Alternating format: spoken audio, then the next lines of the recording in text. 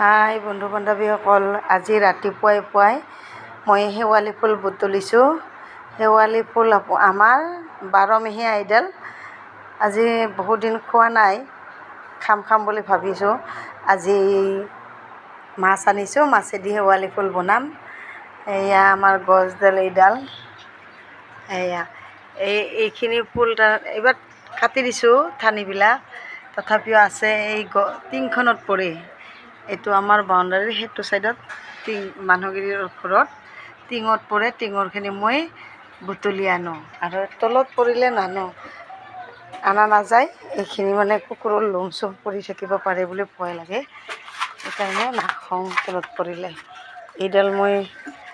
এইডাল এয়া এই লাঠিডালেদি মই টিঙৰ পৰা বুটলি আনো। টিঙত এইখিনিয়ে মই খাওঁ। আজি এই শেৱালি ফুল দুপৰীয়া ভাজি বনাম, মাছেদি খাই ভাল পাওঁ। আপোনালোকে খায় না নাখায় জনাব বাৰু।